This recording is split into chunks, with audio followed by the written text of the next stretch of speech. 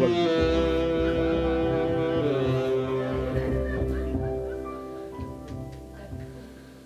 All right. Excuse me.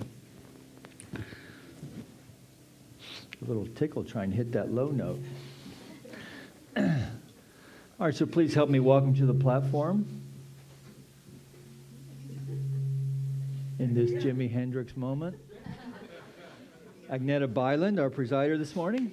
Yeah, give her a little love. All right, so let's all just take a deep conscious breath together. Just release, let go. How we made it to church. Good start of the week. As we come together for our call to service, which we call Lighting the Flames of Faith. And we perform this ceremony to promote the universal consciousness of life, which acknowledges that all peoples, all faiths, all sentient beings come from the one great universal presence, which we call Spirit. Fundamental to this truth is the unifying nature of all religious thought and experience, which we honor here this morning. So as Agneta lights the first candle, it's for the Tao, honoring the universal path of harmony and equilibrium, the natural way. We light the second candle for the shamanic traditions, honoring the beliefs and practices of all indigenous peoples, the way of primal spirituality. The third candle we light for Hinduism, honoring the path of knowledge, action, and devotion.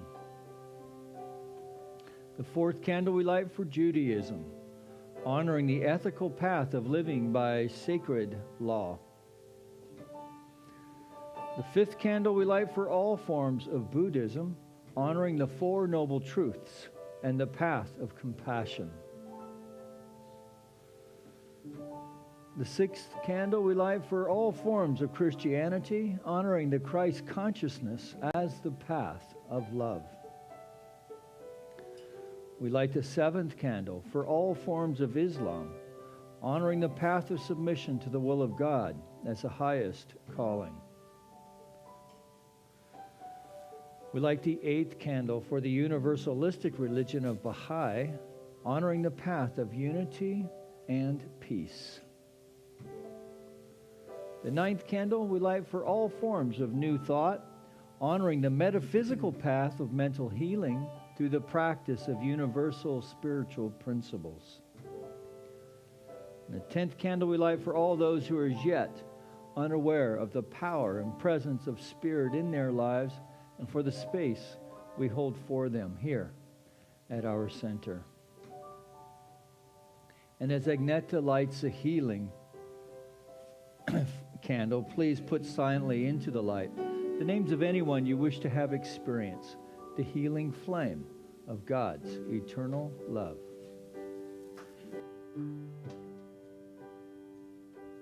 In this moment, in this place, I remember who I am, letting fear and worry fall away from me. I open my eyes and I see there is only love. There is only love. Love that heals, love that sets us free. There is only love.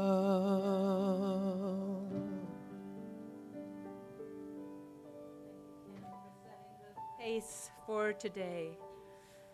That love energy that we have been basking in for the last week since Valentine's Day. That love energy that is always here, that is always present. That love energy that is truly the essence of our lives here on earth. So today I know that we are flames of the big flame. We are the sparks of love of the big spark of love. And I can't even begin to tell you how happy I am that we are. Because of that, we can create a better world. We can create a world that does work for everybody. So today, right here, right now, I affirm that our hearts open up even wider, that we feel and be touched by that divine love, that power of God working in us, and that we're willing and opening up our hearts to receive more of that love, and of course, to share it willingly. So thank you, Spirit. Thank you, God. Thank you, Universal Intelligence. Dear child has many names, and you have so many names. I release my word to this law of God, knowing it is already so, knowing that we are blessed here beyond belief, knowing that each and every person here and each and every person watching right now feels this blessing and knows that this is who we truly are. So with that, I release it, let it go, and please affirm it with me in saying, and so it is. Thank you. All right, welcome. And today, and welcome also to those that are watching from home. We're happy to have you all with us here. So Valentine's is behind us. We've eaten the chocolate. The roses have wilted. And now what's left? Well, the energy of love is still left. And as we all know, what we're celebrating here with cards and, it's nice, but what we're talking about is an even deeper love. The God source, the love from the God source that is working in, through, and as us. So the divine love is always present. So I was thinking about this, and I thought, how can we keep this happy, glowing love feeling going? Well, what it is I think, first of all, we have to embrace and love our soul and love that essence that lives inside. So I have a prop with me. I'm happy to tell you that Trader Joe's are supporting our spiritual growth. I'm not going to show it to you yet. I'm going to talk first. So I'm going to suck on this hard candy a little longer. But I do have a prop with me. So back to the question, how can we embrace and love our soul and that essence inside of us? Well, first let's figure out what that essence is. And this is what Ernest Holmes says. We're all thinking, willing, knowing, conscious centers of life. We are surrounded by, immersed in, and there is flowing through us a creative something. Call it what you will. Well, this creative something, I like to call it, like I said before, God, Spirit, Universal Intelligence, the flame, light, love, whatever you want to say. And today, I would like to call it the inner being. Or, like Reverend Nancy would say, inner being. Oh, she's not in here now. Oh, I'm lucky. So the inner being, and that inner being can sustain that love, that light, that glowing, warm energy. I didn't think I would need my glasses, but I think I'm going to do it. Oh, no, thank you. Let there be light, and there was light. Thank you.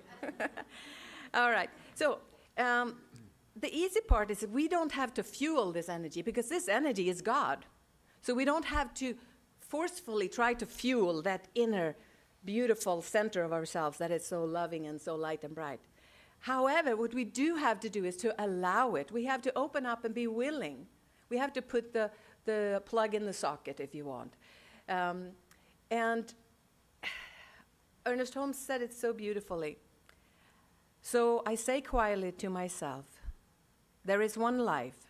That life is God. That life is perfect. That life is my life now. I love that. It is flowing through me, circulating in me. I'm one with its rhythm. My heart beats with the pulsation of the universe. It's serenity, in peace, and in joy.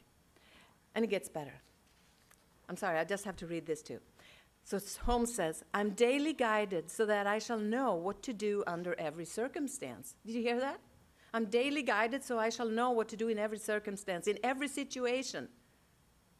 Divine intelligence guides me in love, in joy, and in complete self-expression. So isn't that great? This inner being, the divine intelligence, it guides us if we're willing to listen.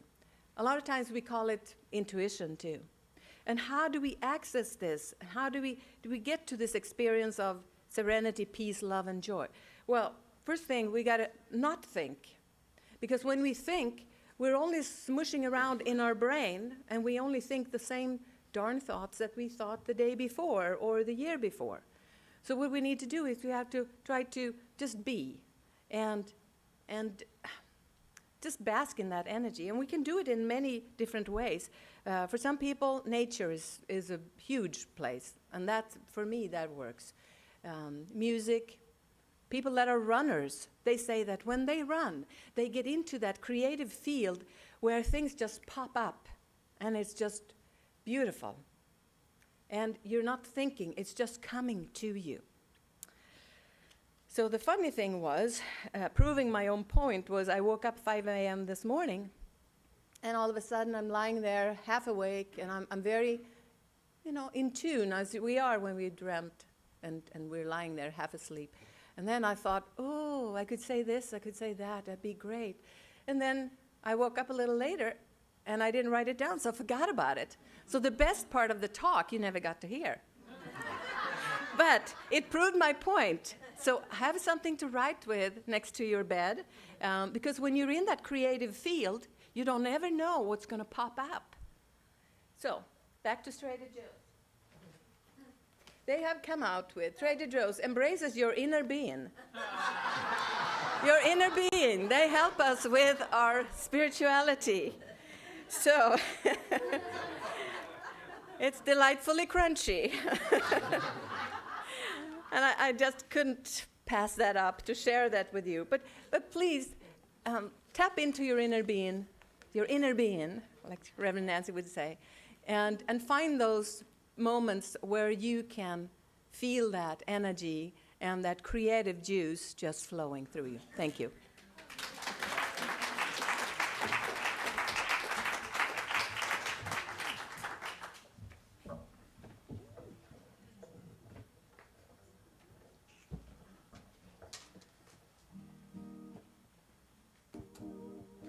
All right, good morning, everybody.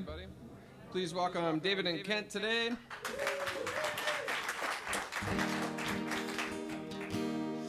All right, ready? 1, 2, 3, 1, 2, 3.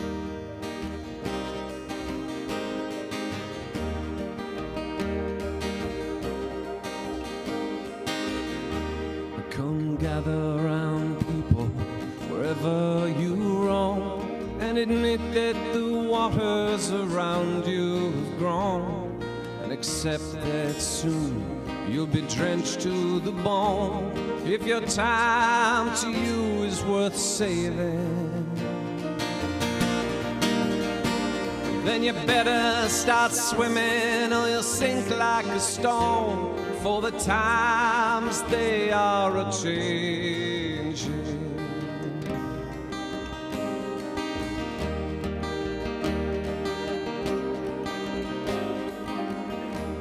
Come writers and critics, prophesize with your pen, and keep your eyes wide, the chance won't come again.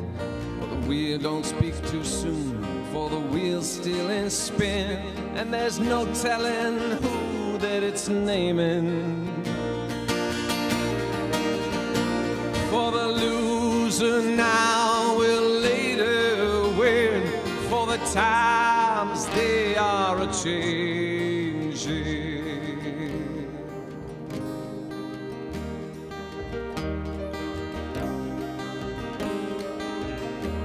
Come senators and congressmen, please heed the call. Don't stand in the doorway, don't block up the hall, for he that gets hurt will be the one who has stalled. There's a battle outside and it's raging. It'll soon shake your windows and rattle your walls, for the times they are a-changing.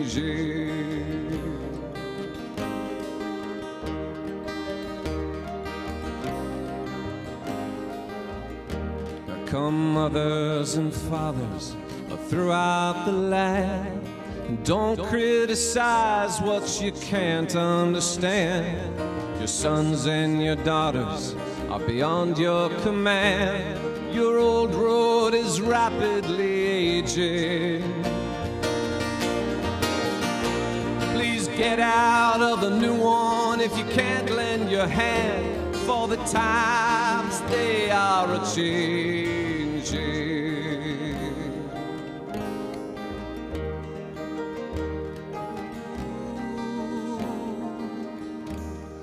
The line it is drawn, the curse it is cast. The slow one now will later be fast, as the present now will later be past. The order is rapidly fading,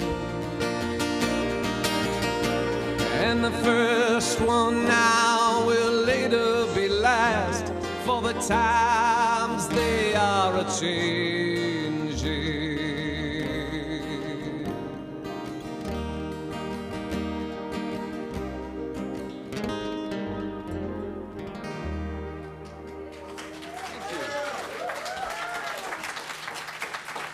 Thank you.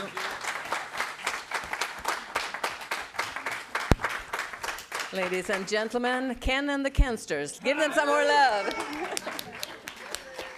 That was beautiful, guys. And I love your voice, Ken. It's just so, it's so present. All right. So let's see. We've got some stuff on the announcements. Let's see if we have some. Interested in public speaking? Today at 1:30, Linnea and Cersei will be conducting a Toastmasters demo meeting here in the sanctuary, and there will be time for questions and answers. And then we have the Lake Tahoe opportunity drawing, where you can win a 7-night stay at the lodge, plus $100 for gas money to get up there. $10 for one ticket, or 3 for $25. And tickets are available in the office, and several of us here have them too, so we can sell them. And some people that have won it before loved it. Starting Wednesday, March 8th, 9:30 to 12, Sangha Mystical Women with Reverend Jeannie. And later that night, there's going to be a Taze service at 7 p.m. with Reverend Mike and singer Laura Berman. And so that is 7 p.m. on March 8th. Saturday, March 18th at 1 p.m. to 2:30, Learn to Dance fundraiser to fund a permanent shade awning for Outback Details in Sparks Hall. Reverend Jeannie Hoffman facilitating. You know she's a dancer. So that sounds like a fun thing, because out in the back, the awning that we wanted to have for a long time, it's finally going to happen, so we're all going to help and pitch in. And if you know someone that would like to dance, please let them know. And later that night, Saturday, March 18th at 7 p.m., Anton Miserak and Laura Berryhill will have a concert here, and it's a love donation, and that's spectacular too.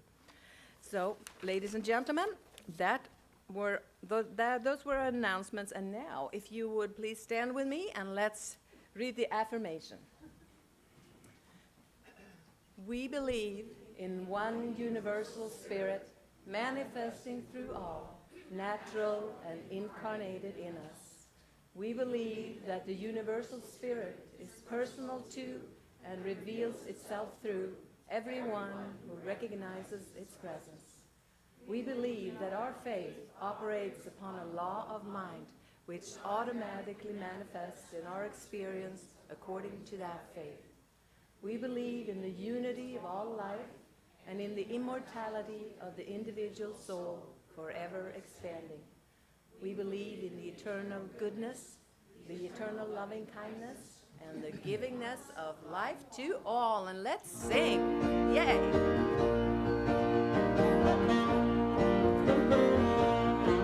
I release and I let go. I let the Spirit run my life, and my heart is open wide.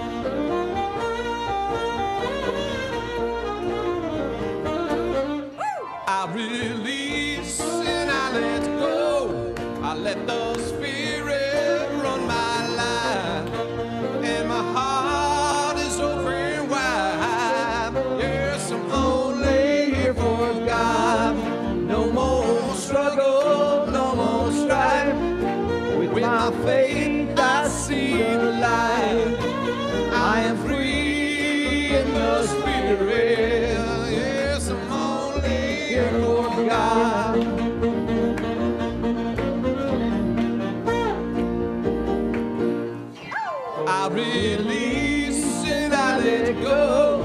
I let the Spirit run my life, and my heart is open wide. Yes, I'm only for God.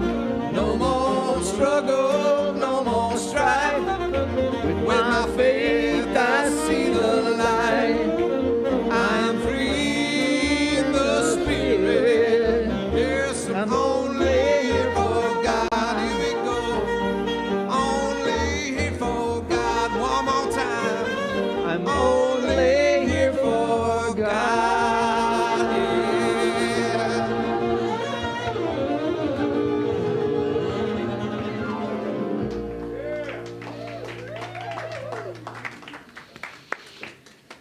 All right.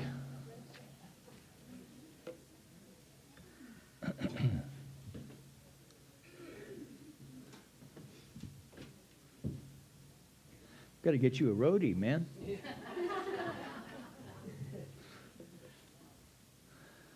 All right, so as you can see, the talk title today, Things Look Different from Here. And I also want to give a shout out to our Centers for Spiritual Living, our global vision. This month's focus is on diversity and inclusivity. And I don't. You'll have to decide for yourself whether or not this talk hits that or not. But speaking to things look different from here, I wanted to start out with this idea that one of the things that we've been working with and focusing on this month is perception and perspective, and how it affects the way that we not only see the world, but in the way that we experience the world, and the way that we see for some, the challenges of the outer world, how they are expressing themselves. It all depends on your perspective oftentimes. So when we go out the front door, if it's not raining, we can look up at the hills there, and we will see that there are actually hills in Granada Hills, and they're a beautiful green, and they seem a bit far off. But it all depends on your perspective, because when you're actually up there at O'Melveny, this is what it looks like looking down. And so I did it again, Mike. I have a laser pointer now, but I keep screwing things up with it. So I will just go old school. So the church is like down in here. And there's the reservoir. And it looks completely different, right? So we're for those of us who may feel like we're stuck in an urban environment, less than 10 minutes away is O'Melveny Park, the second largest park in Los Angeles County. And it's really beautiful. And in fact, in this little spot where I took this shot, there are often deer grazing down in there. So, just saying. So, it all depends on perspective. So, things look different from here, and they certainly do. So, just moving into that while you gaze upon the wonders of the San Fernando Valley. Have you ever asked yourself, if I only knew then what I know now? Am I the only one? Oh, good. Yeah, if I only knew then what I know now. So let's play with that a little bit this morning. So we imagine that what our lives would look like if we had simply maybe skipped one day. Right? So we look back on our life. There was that one day, if I had just skipped that day. That one day where you could have made a different choice. Maybe you met or did not meet that one person. Did or did not say that one thing. Or not buy that car. Or buy that house. Or finish that school. Or not finish that school. Or marry that boy. How would your life be different today? If I only knew then what I know now. So perhaps, I'll just take from my perspective, perhaps we'd have studied more. We'd have majored in finance instead of romance. We'd have saved more. We'd have invested better. We'd have bought Apple at 15. Maybe we'd be better athletes, where we'd understand that it's mostly mental and not about the body as much. All of these things may or may not be true. But it also begs the question, if I only knew then what I know now, I think a more interesting question really is, would I be a better person today than I am right now? Would I be a better person today? So think about the parts about yourself. Think about the parts about yourself that you have grown to appreciate. And maybe even love about yourself. The parts about you that you love about yourself. So would you be a better person today if you knew then what you don't know or what you know now? Well, I got to thinking on this, and I thought, well, you might well be bored. Right? So I don't know about you, but my life has been interesting with its little turns and twists and so forth. So my little favorite rehash, when I think back on what it would be like if I knew what I know now, I find myself wondering how life would be different if I had found the signs of mind and spirit, the teaching, in my 20s or my teens, right? Maybe I could have been one of those kids who went to teen camp. So in my teens or 20s, or instead of in my 40s. So I would invite you to consider how this question might relate to your own life. Because I knew that there was a power in the universe. And that power was not friendly. But I also knew, because I knew that it had no time for me, because I didn't like living by the rules. So I prayed, because when you're a guy like I was, you have to. You need to pray early and often to get you out of whatever the latest scrape is, or to get this thing or that I just absolutely had to have. But you know what? I never got what I was praying for. And so I just chucked the whole idea early, maybe in my 20s. This stuff doesn't work. And I remember getting into a discussion with one of my high school friends, Carol, and she said, gosh, I pray all the time, and I really get a lot of benefit from it. Doesn't work. But you know what? I also knew why. I knew why. I didn't measure up. I didn't measure up because I was enjoying life. There were 10 commandments, and I was enjoying breaking most of them. Now, I was an honest and hardworking guy, right? But I was a prodigal, and I was proud of being a prodigal. So I knew there was a power in the universe, and that power was a who, and it had no time for me. This was my belief set. So, now let me point out, as I'm saying this, that looking back, knowing what I know now, the evidence of spirit was all around me. The evidence of knowing that there is a power for good in the universe was all around me. I just couldn't see it. For I was so focused on what the outer world looked like, right? So focused on making my mark in the world and getting, that I moved from one distraction to the next. That I did not see the good that was around me. In fact, I would even say, from today's perspective, that I'd even had a couple of spiritual experiences that I just wrote off to coincidence or serendipity. Good luck. But then there came a day when I was receptive. Now, I would love to report to you that it was because I was wildly successful in life, but it didn't work out that way, right? The day that I became really receptive, that I had surrendered, that I was even willing to go to church to get things straightened out. That's how desperate I was. Right? But it had to be something completely different than what I currently knew. And then I kind of wandered into this place, which really was as different as it could be from what I knew, because I came from Catholicism. So I heard straight away that there is a power.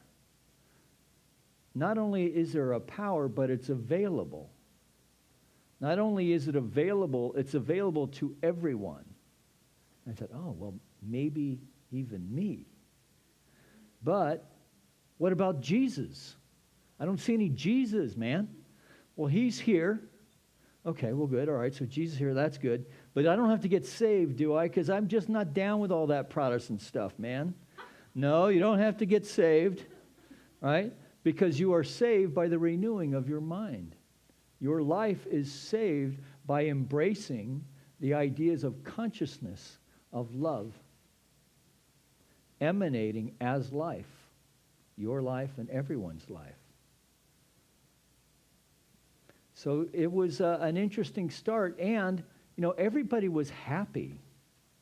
Everybody just looked so happy all the time. Lucia and Brenda and Reverend Nancy there and Reverend Maureen, everyone was so happy. So my next question, of course, is this a cult of some kind? And where's the Kool-Aid? I know I'm expecting the Kool-Aid to be dished out. And so what happened, though, I'm just getting to this idea that I started out in one place and I had been broken open. And I was really receptive for the first time to hear something like the old Monty Python thing, right? So, and now for something completely different. And that was kind of what was going on for me. And so I heard that the divine presence within each of us is both the center and circumference of our being. Huh? Okay. It is the infinite presence that inhabits eternity and finds a dwelling place in our own consciousness, and that we recognize it as the only authority. Now, that brought me some comfort, because now I knew, well, it wasn't a cult, right? That there's a divine authority of some kind expressing here. And what's really called for me to do now is to open up and expand the way that I understand divinity to work. Now, the first step was to play around with this idea that it's indwelling. And having been an altar boy for, till I left school to go to college, right? I was familiar with the Bible, but I certainly was not a student. But I was pretty sure it didn't say that God was within. Well, as it turns out, if you actually do study it a little bit and read it once in a while, you find that this great teacher, right? So the first thing I wanted to do was see Jesus as a teacher and unshackle him from the trappings of religion, and see what are the universal truths that are being taught. And that I came to see that these universal truths were also coinciding with what other religions were saying. And to me, that was an indicator that I was onto something. Right? And so when I started to look at things in a different way, I understood that this person, Jesus, often spoke about the Holy Spirit. Receive the Holy Spirit. Receive the great counselor, the great comforter. Right? And that the story of the prodigal then takes on a different meaning. Right? Because there's this awakening. There's this awakening thought that, wow, I don't have to live this way anymore. I can make a different choice. And that choice for me was to play around with the idea that there is an indwelling presence, an infinite power, longing to express itself in, through, and as my life. That there is an infinite self-knowingness, which we call spirit, that is ruled by law and impelled by love. That each of us is an individual center in it without being an individual separated from it. So I'm starting to get this sense that that we're really playing with something kind of miraculous. It's kind of a miracle, really. It's a very dynamic power and presence that's so much bigger than my understanding of it. Really, simply awaiting my invitation. Because one of the things I read in that book was that knock and I shall enter. Well, what does that mean? I got to open the freaking door, man. Oh, maybe it would work better that way. Because I'm trying to tell you something here. Yeah, exactly. Open the door. I'm trying to tell you something here, Mike.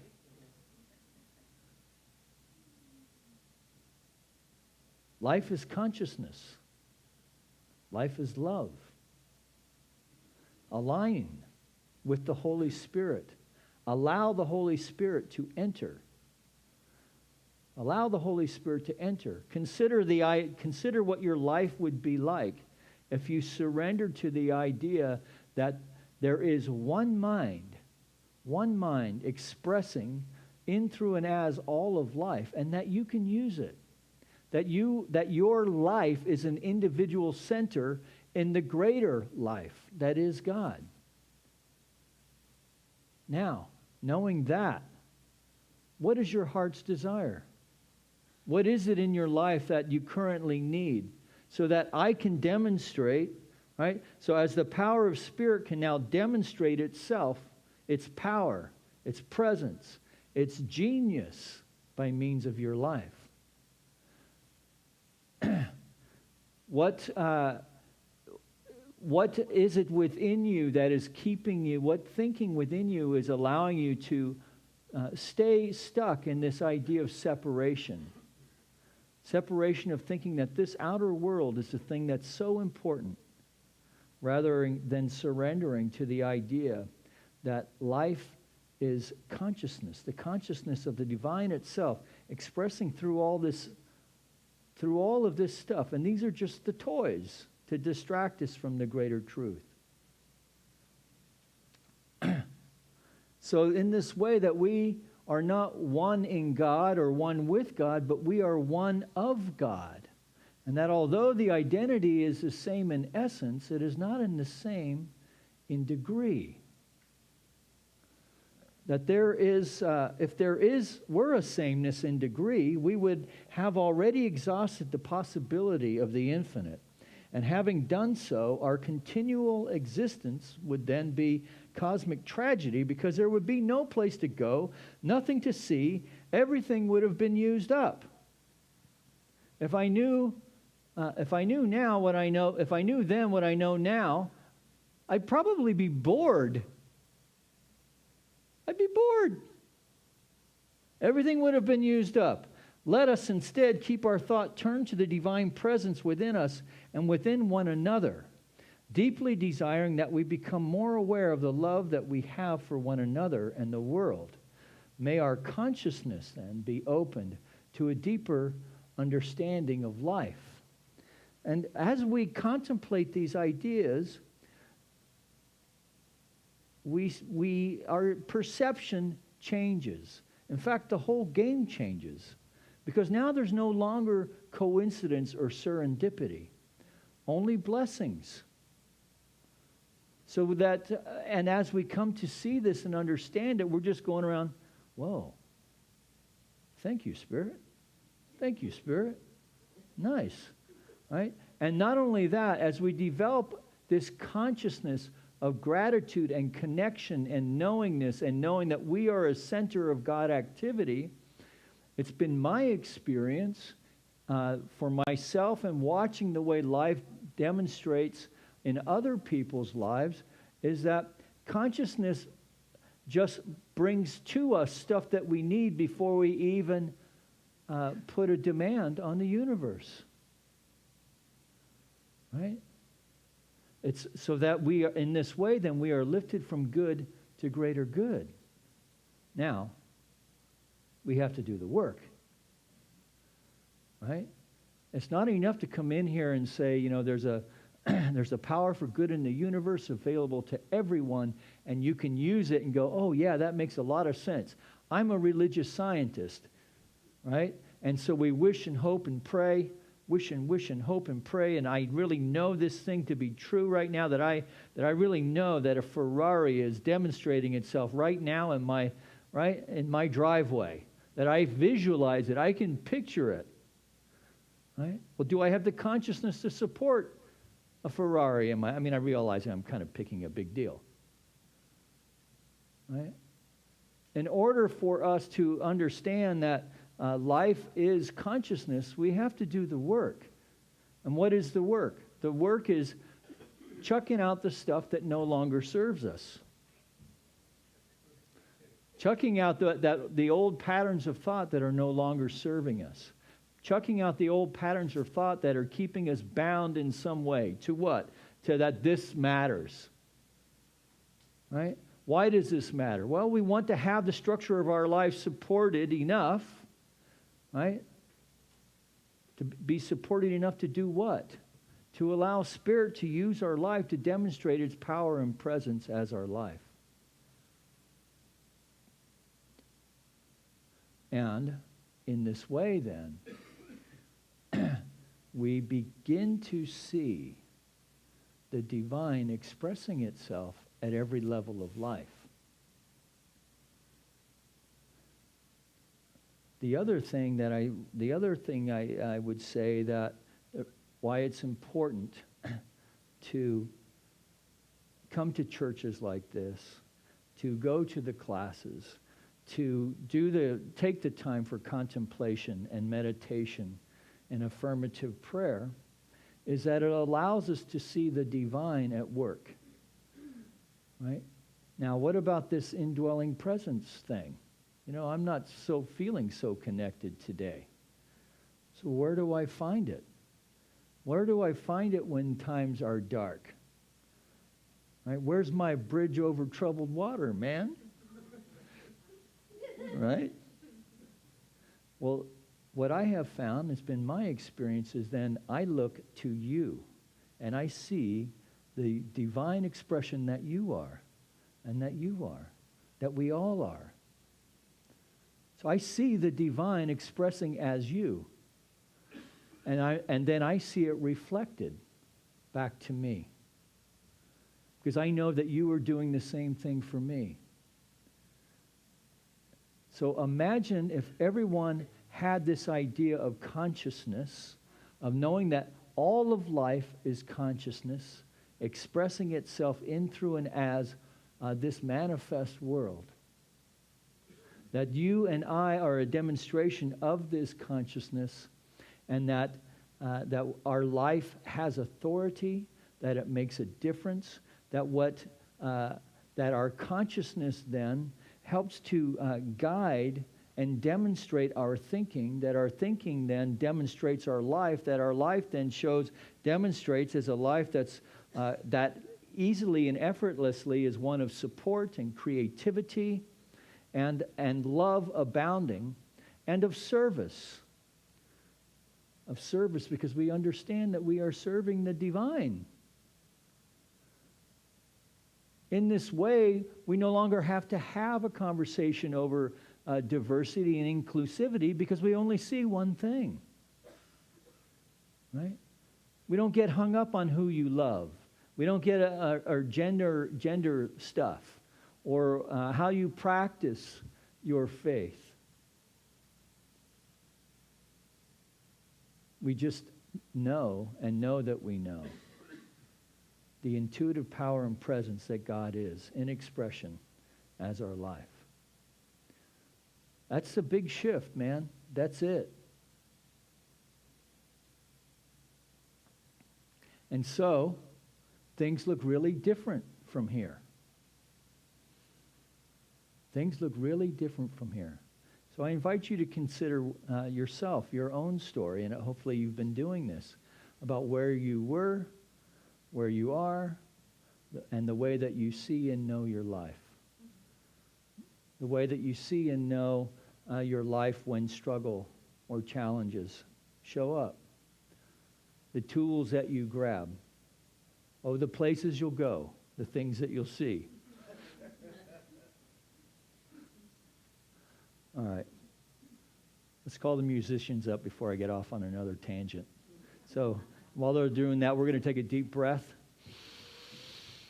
So we're going to claim this day, this Sabbath day, this holy day as our own, and recognizing and knowing that we are, that each one of us is a center in this consciousness of spirit. That today we take and make the time, or make and take the time to contemplate, to reflect about our own journey in faith.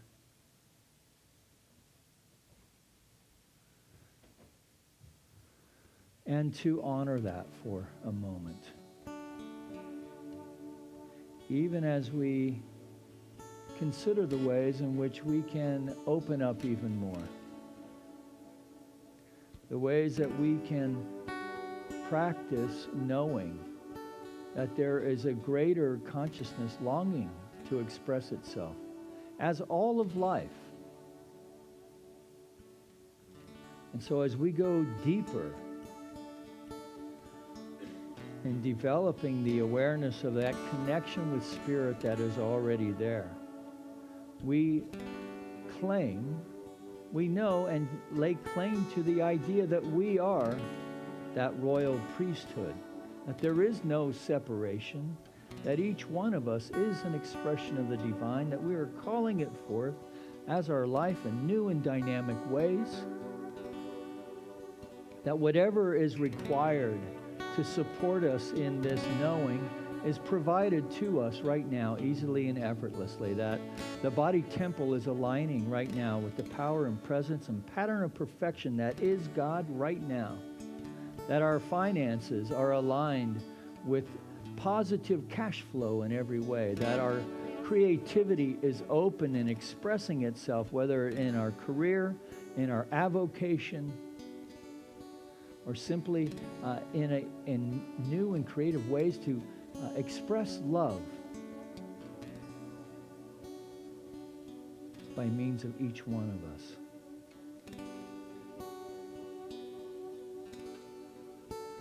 So if things do look different from here, our perception has shifted. It's been lifted into higher forms of being. And we step into allowing that now to come forward this day and throughout our work week. And check in next week with each other and see how things went.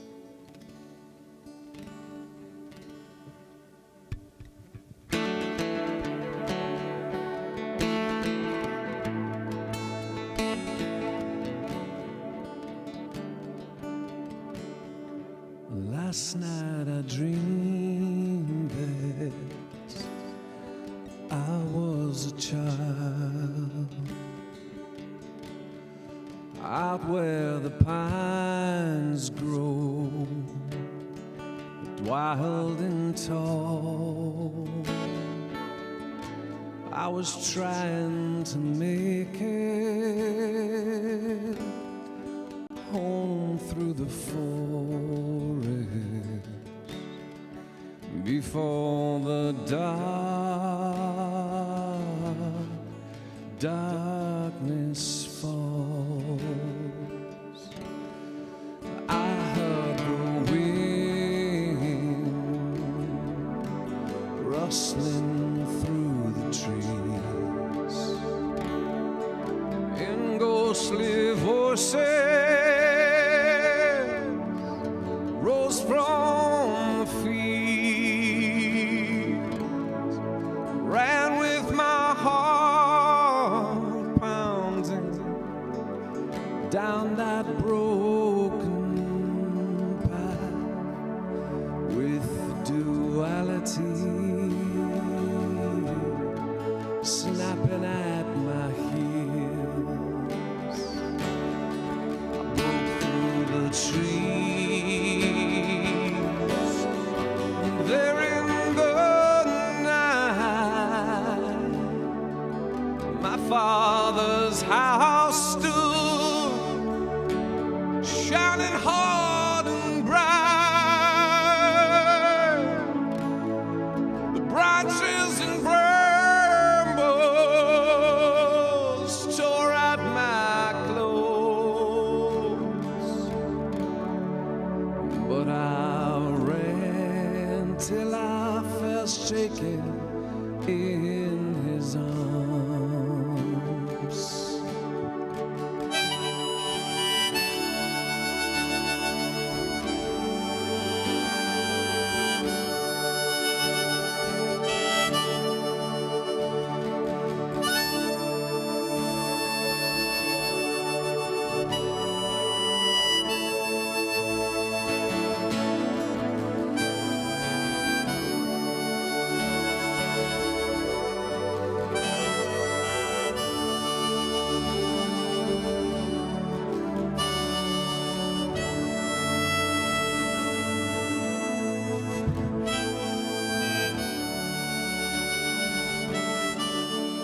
I woke in our measure, the hard things that pulled us apart will never again, sir, tear us from each other's hearts. I got dressed into that house, yes, I did right. From out on that road, I could see its windows shining bright. Well, my father's house shines hard and bright,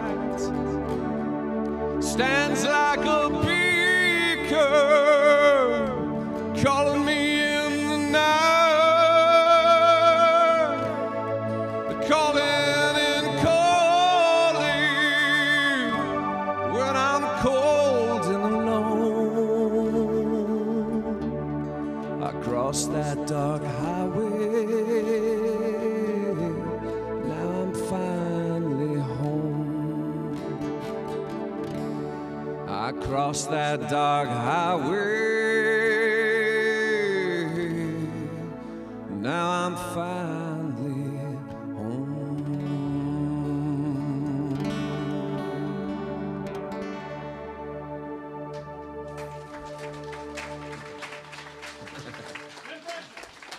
Thank you. Thank you.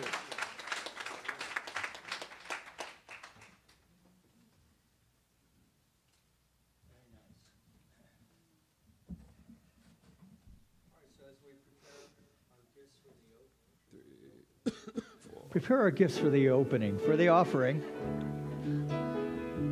for the opening of our wallets.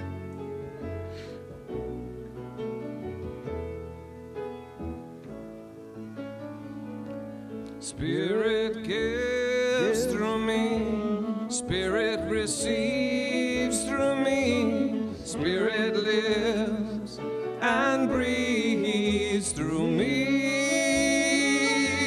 Spirit lives and breathes through me. Spirit gives through me, Spirit receives through me, Spirit lives and breathes through me. Yeah. Spirit lives and breathes through me. Spirit gives through me, Spirit receives through me, Spirit lives and breathes through me. Oh,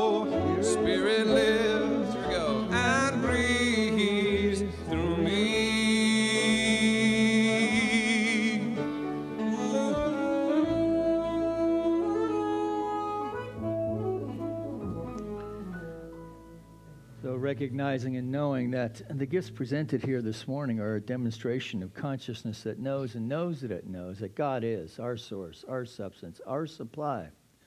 So from the generous heart from which these gifts have been offered here, the heart of the individual, we, representing the heart of this community, accept these gifts with deep respect, appreciation, and love, as we know they go forth to heal, to prosper, and to bless not only this center, but everyone here this morning, anyone connected to this center in any way.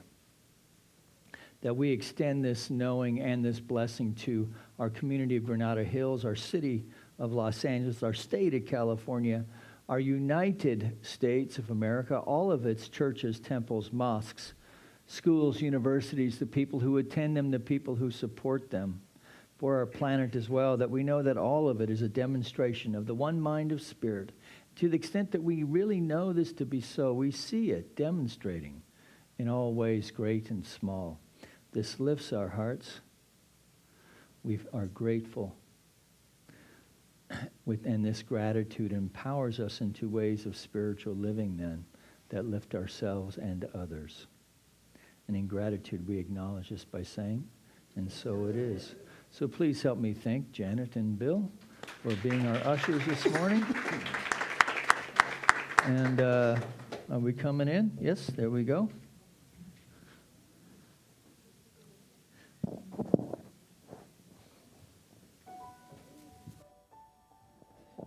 All right, we've got a full crew this morning.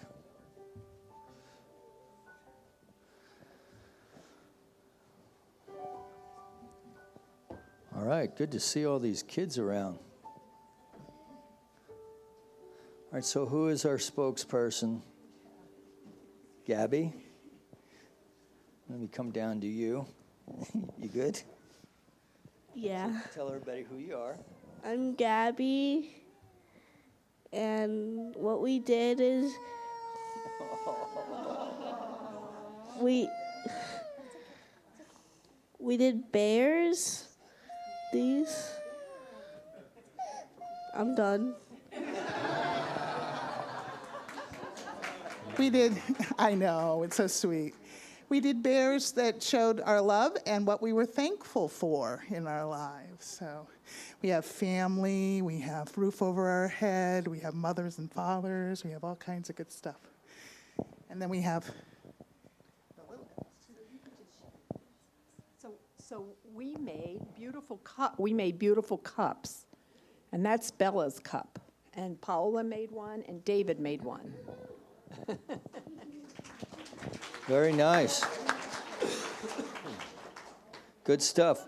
Well, thank you, parents, for getting your kids here. I appreciate that. I remember back in the day, that was not always an easy thing to do, to get everybody packed up. Yeah, there's another story around there, but we won't go into that.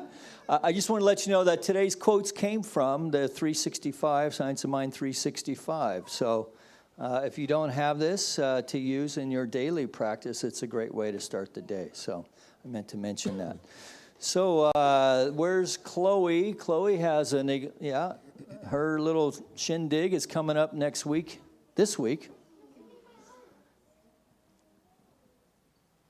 All right, so it's Friday. Yes, it's the Friday the 24th. Will be at 7.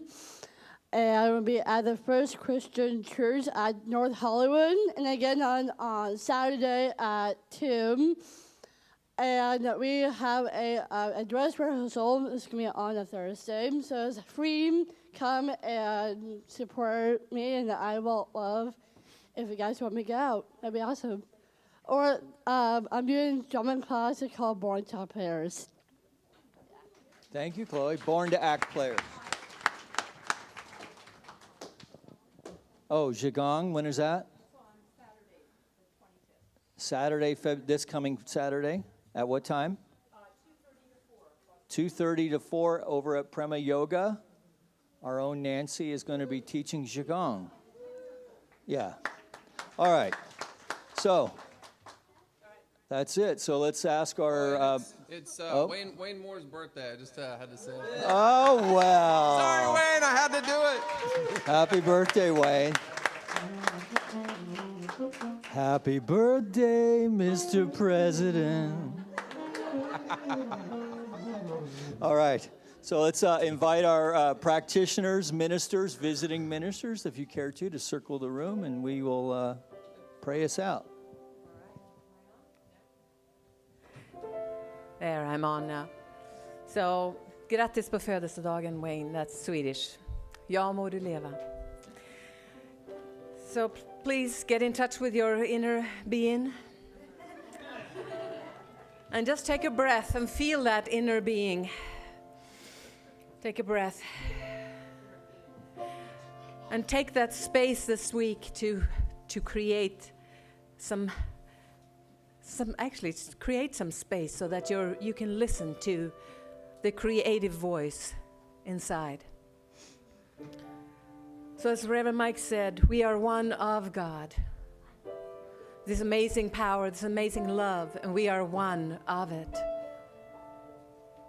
So this week, know that we go out, we spread this love that resides not only deep in our hearts, but we open it up and we allow it to come out and to give of that love. The human love, the divine love, mix it up. Feel it. Thank you. And I say thank you to the divine universal presence that resides in and as us and that we are of. And I know that we are beacons of light. So with that, let's go out and spread this light to others and keep spreading it within ourselves. Keep growing, keep loving, keep growing in consciousness. With that, I say thank you, thank you, thank you, thank you, God. I release my word in this law that we are one of, letting it go, and together we affirm this by saying, and so it is. Please stand for the peace song.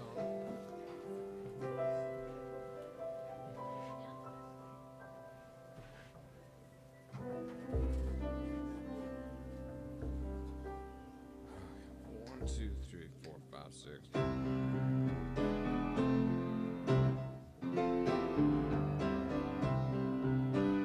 Let there be peace on earth